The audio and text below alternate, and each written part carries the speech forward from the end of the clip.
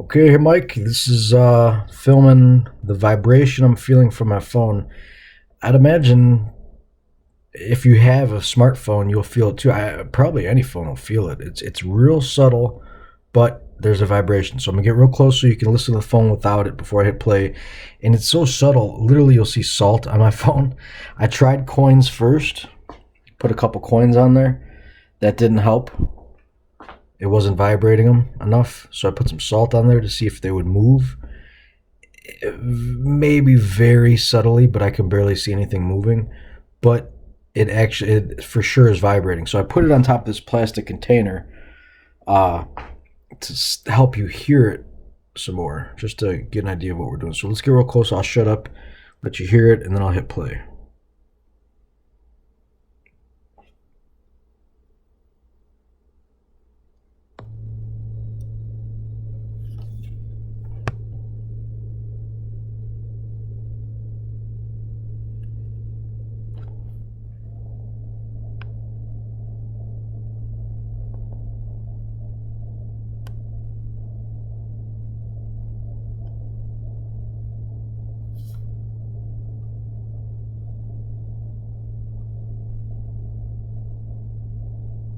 Wow, you see those shapes?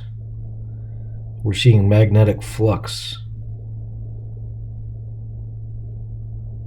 That's just like Ken Wheeler's diagram with the old tube TV. He puts a big magnet on it, and you can see the wave. Look at that! Wow, that's awesome.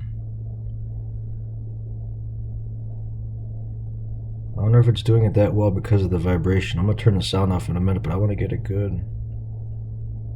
We're literally seeing waves of light, magnetic lines.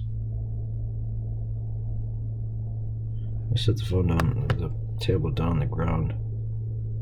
Oh yeah, there it is. Alright, I'm gonna turn the sound off, the vibration off.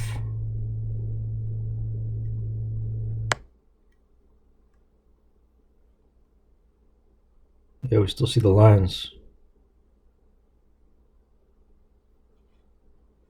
Let's try playing again.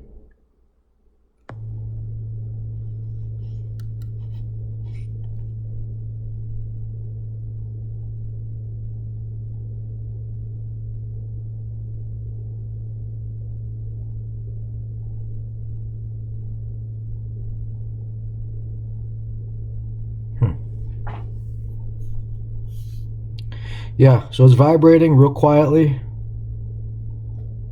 I don't know where my microphone is on this thing. Let's see if I can get it real close. Maybe there.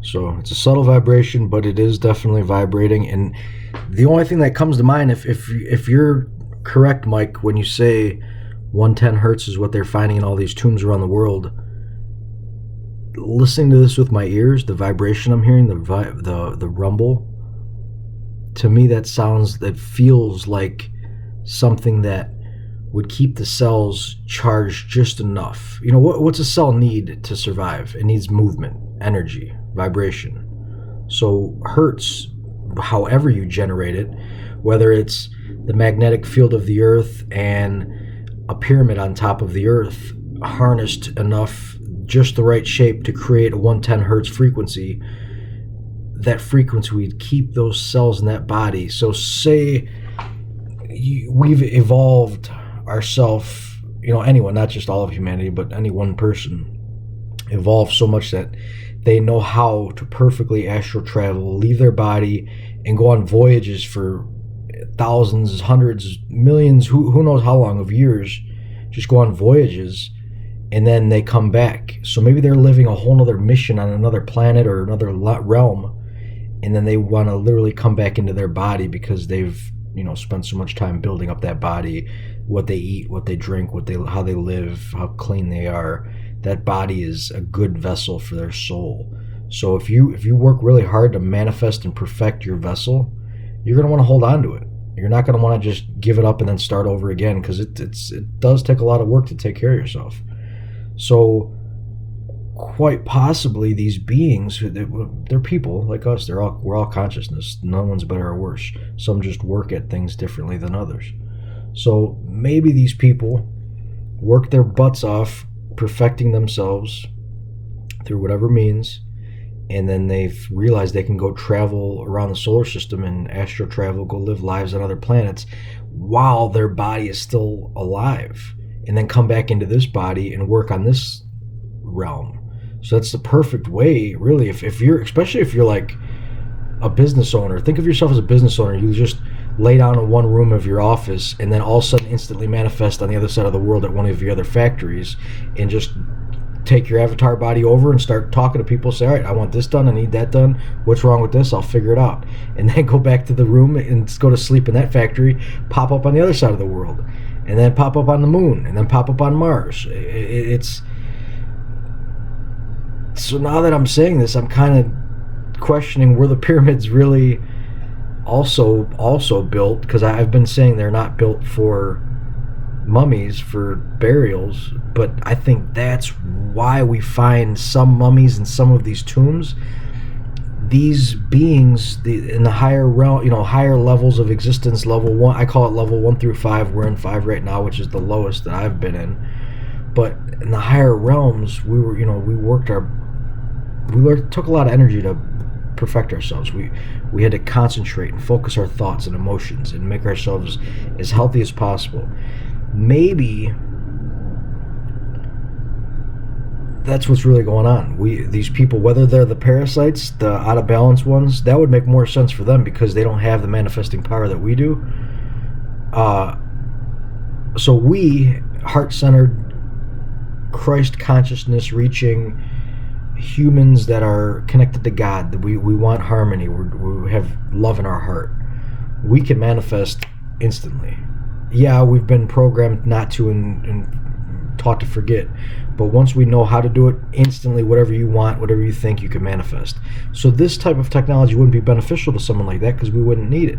But the parasites who are actually using us to manifest for them, because they can't do it because they're vibrating so low, they don't have the oomph, the energy to make reality, they would do what they can to preserve energy. Therefore, they would save their bodies while they're astral traveling. So someone who's heart-centered and reached Christ conscious, like Christ, literally, like we're taught Jesus, but Christ, there's been many Christs, there's all throughout history, and we're all capable of it. So there's infinite numbers, technically. Those beings, us, once we know how, remember how, we can literally manifest a new body at will. These parasites cannot. So they would benefit by saving their body in a tomb that resonates at 110 hertz, which keeps the cells vibrating just enough to stay alive, but not so much that they age. So just enough to keep those fluids moving, the juices vibrating, and then when it comes time for them to reanimate that body, it's not a whole complete waste of a body. They have to start over from scratch, or the body is not so damaged that it takes a while for them to recover and do what they got to get back on their feet. They could literally just pop back in that body and stretch a little bit and say, okay, I'm good to go, give me some water. And that's how they can literally come back and control or manage their people that they're managing. I really think that's what's going on now. So that was a good aha moment, Mike. Thank you very much. Appreciate it. Didn't mean for this to go on that long, but hopefully it means something to you. Let's see if this is still...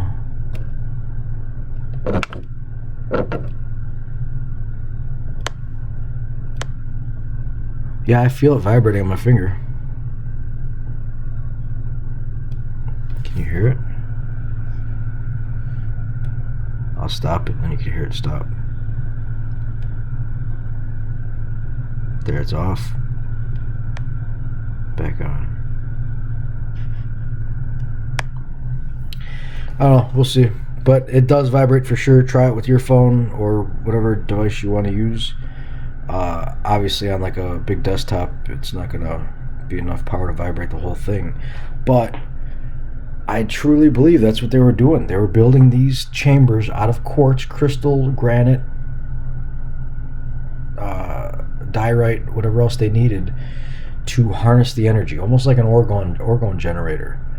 So orgone, you need to have metal, which bounces things back, organic material, which keeps things in layers. So maybe they did like a diorite stone, then a granite stone with quartz in it, and then clay, and then granite, layered it. That way the tomb or pyramid or bunker, wherever they put their body, would stay resonating at 110 hertz based on the Earth's frequency as the Earth vibrates in the ether, in the galaxy, in the solar system.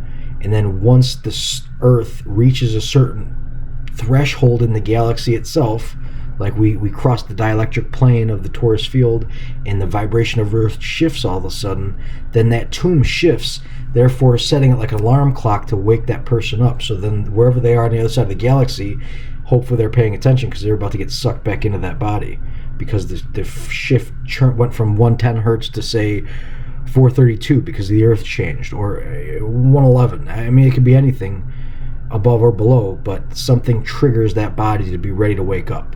So maybe that's another part of the word awakening and the meaning of awakening, because I mean, these things, I believe they go back cycles and cycles. So every cycle something like this happens, and maybe that's what's also going on. The old rulers are waking back up, for better or worse, I'm not sure. All right, buddy, I'll talk to you later.